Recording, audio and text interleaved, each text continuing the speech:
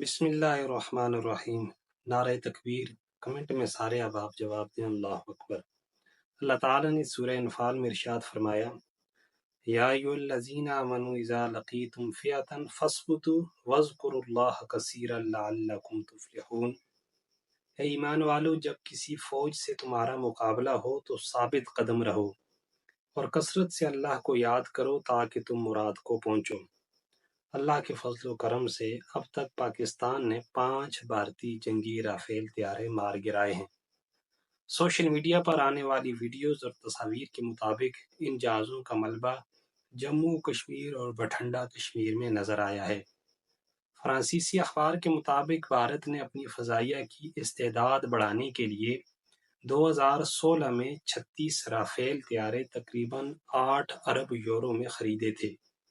فرانسیسی اخبار کے مطابق بھارتی لڑاکا طیاروں بالخصوص رافیل کا تباہ ہونا بھارتی فضائیہ کے لیے شرمندگی اور بہت بڑا دھچکا ہے۔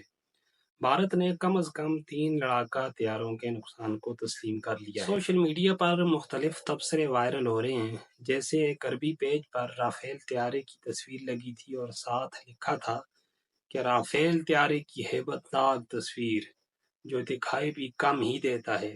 نیچے ایک منچلے نے کمنٹ کیا ہوا تھا، دکھائی کم ہی دیتا ہے لیکن گرتا بہت زیادہ ہے۔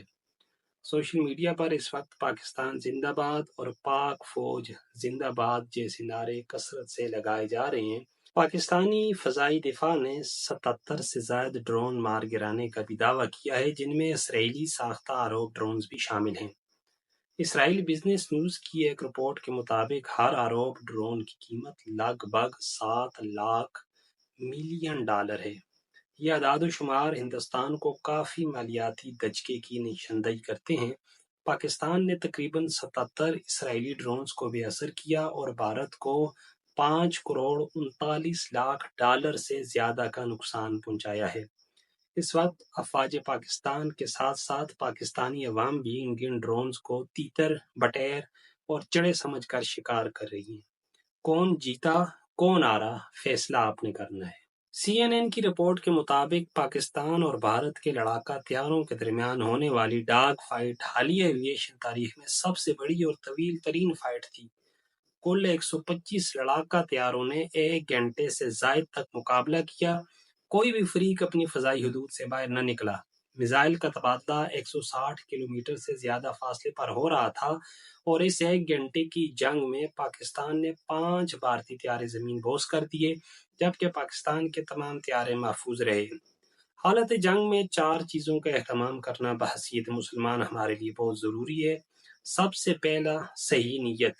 جنگ کا مقصد عصبیت، قوم پرستی، بہادری کے جوہر دکھلانا، شہرت، مال اور زمین کا حصول نہیں ہے، بلکہ جنگ محض اللہ تعالیٰ کے کلمے کی سربلندی یا مسلمانوں کے جان و مال، سرزمین اور مقدس مقامات کی حفاظت کے لیے کی جاتی ہے۔ ایک صحابی نبی کریم صلی اللہ علیہ وآلہ وسلم کی خدمت میں حاضر ہوئے اور عرض کیا، ایک شخص جنگ میں شرکت کرتا ہے غنیمت حاصل کرنے کے لیے، ایک شخص جنگ میں شرکت کرتا ہے شہرت کے لیے، ایک شخص جنگ میں شرکت کرتا ہے تاکہ اس کی بہادری کی داغ بیٹھ جائے، تو ان سب میں اللہ کے راستے میں لڑنے والا کون ہے؟ تو آپ صلی اللہ علیہ وآلہ وسلم نے ارشاد فرمایا، جو شخص اللہ کا کلمہ سر بلند کرنے کے لیے جنگ میں شرکت کرتا ہے تو صرف وہی اللہ کے راستے میں لڑنے والا ہے، اور یہ حدیث صحیح بخاری کے اندر موجود ہے۔ دوسرے نمبر کے اوپر ہمیں چاہیے کہ جنگ کی تمنا نہ کریں، لیکن اگر جنگ ہو جائے، دشمن سے مڑ بھیڑ ہو جائے تو پھر ثابت قدمی اور اس کے ساتھ ساتھ کثرت سے اللہ کا ذکر کرنا یہ بہت ضروری ہے۔ اے ایمان والو، جب کسی گروہ سے تمہارا مقابلہ ہو تو ثابت قدم رہو، اللہ کو کثرت سے یاد کرو، توقع ہے کہ اللہ تمہیں کامیابی نصیب فرمائے گا۔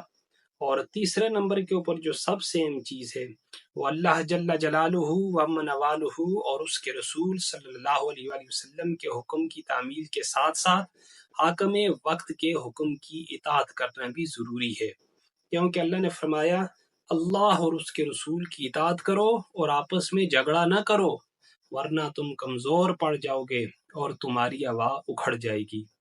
اور اسی طرح ایک اور جگہ اللہ نے ارشاد فرمایا ایمان والو اللہ کی اطاعت کرو، اس کے رسول کی بھی اطاعت کرو، اور ان لوگوں کی بھی اطاعت کرو کہ جو تم میں سے تمہارے حاکم ہیں۔ تو ہمیں اس وقت پورے ولولے اور جوش کے ساتھ اپنے ملک کے ساتھ کھڑا ہونا چاہیے۔ چوتھے نمبر کے اوپر طاقت و اسباب پر گمنڈ اور غرور و تکبر سے اجتناب کرنا چاہیے۔ غزوہ حنین کے موقع پر جب چند نو آموز مسلمانوں نے اپنی طاقت اور کثرت پر گمنڈ اور فخر کا اظہار کیا تو اللہ تعالیٰ کی مدد اٹھ گئی، اور غزوہ حنین کے دن جب تم اپنی کثرت پر اترانے لگے مگر وہ کثرت تعداد تمہارے کچھ کام نہ آئی، اور زمین اپنی ساری وسعتوں کے باوجود تم پر تنگ ہو گئی، پھر تم نے پیٹھ دکھا کر میدان سے رخ موڑ لیا۔ آخری بات جو حضرت امام حسین رضی اللہ تعالیٰ عنہ نے ارشاد فرمایا اگر زندگی کا اختتام موت ہے تو اس کا بہترین انتخاب شہادت ہے۔ تو اللہ تمام مسلمانوں کو شہادت کی موت نصیب فرمائے، اور اس کے ساتھ ساتھ اللہ تعالی ہمارے دشمنوں کو نیست و نابود فرمائے۔ وآخر دعوانا الحمدللہ رب العالمین۔